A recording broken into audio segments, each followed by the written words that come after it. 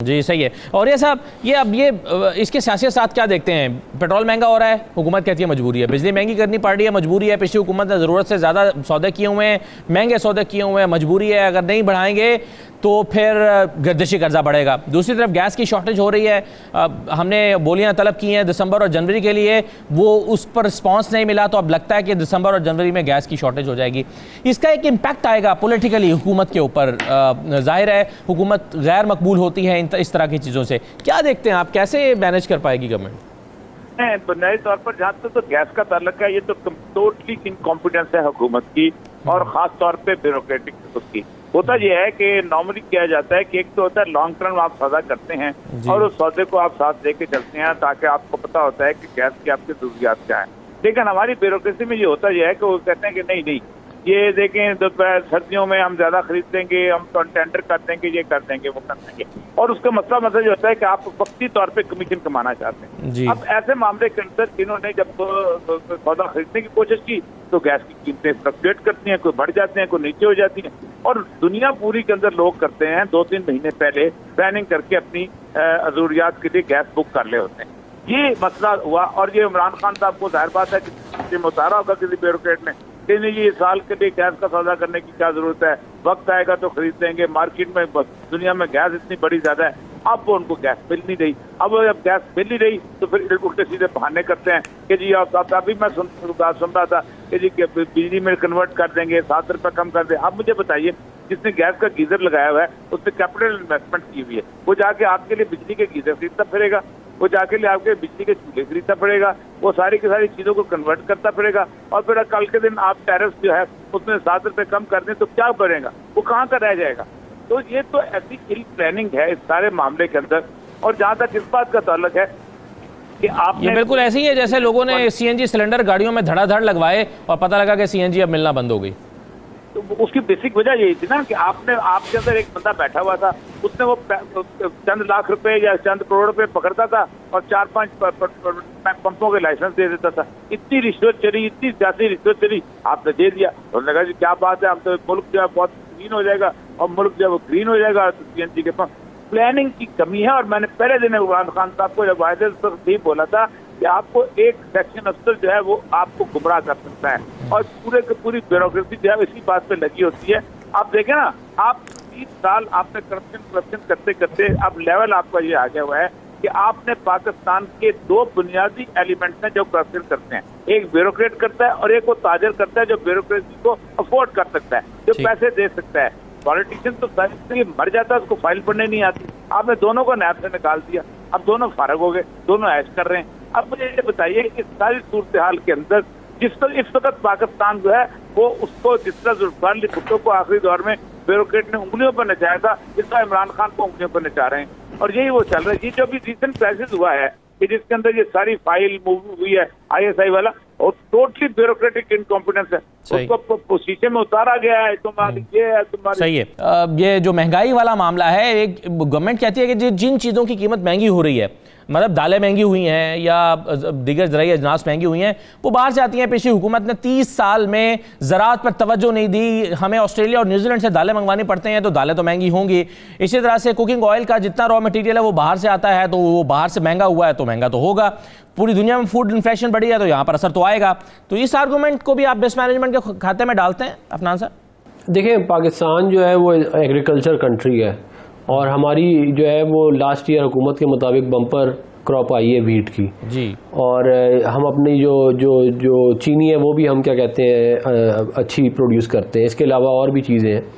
जो मेन आप प्रॉब्लम इस वक्त देख रहे हैं, आटा, चीनी और जो चीज़ें लोकली प्रोड्यूस होती हैं उनकी महंगाई का वो ताल्लुक प्राइमरीली करप्शन से है, और वो उन माफियाज के है जो इमरान खान साहब जिनको वो चलाते हैं, इमरान हो। और उसकी मैं आपको बता देता हूँ वो कौन सा एक्शन था जो गवर्नमेंट ने किया था जिसकी वजह से सारा मसला हुआ, और वो था कि जब इन्होंने हमने ऑलरेडी जो कहते हैं ना 30 साल क्या किया, 35 साल हालांकि इतनी हुकूमत नून ने तो नहीं की, लेकिन हम लोग 5-5, 6-6 लाख टन स्टोरेज छोड़ के गए थे गंदम की, और चीनी की भी काफ़ी सारी छोड़ के गए थे।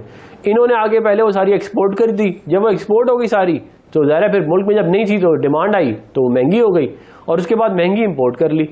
तो ये भी क्या पिछले 35 साल वालों ने इनको कहा था ये अहमकाना हरकतें करने के लिए? ये अपनी गलतियां खुद करते हैं। ये पिछले 35 साल 30 साल उनको ना कुछ भी गए, आप बताएं आपने पिछले 4 साल में क्या किया है इधर, और पिछले 8-9 साल में केपीके में क्या किया है, उसका इनके पास कोई जवाब नहीं है। हर चीज को पिछले पे डालना, हर चीज को पिछले पे डालना, ये बहुत बहुत ज्यादती है। फिर मैं नैब के ऊपर थोड़ी सी बात जरूर करना चाहूंगा, नैब की भी बात हुई जी, मैं नैब पर आ जाता हूं सर, अगर आप इजाजत दें तो मैं नैब ही पर आ रहा हूं। इसके बाद अगर इजाजत दें तो मैं सिर्फ एक आर्गूमेंट ले लूं डॉक्टर रमेश कुमार साहब से, फिर आपके पास आ जाता हूं। डॉक्टर साहब ये बता दें अब कि ये आप जानते हैं ना कि महंगाई के बढ़ने, लोगों की ज़राए आमदन में इजाफा ना होने और हुकूमत के गैर मकबूल होने का, तीनों का आपस में गहरा ताल्लुक है। हुकूमत को इस बात का एहसास है?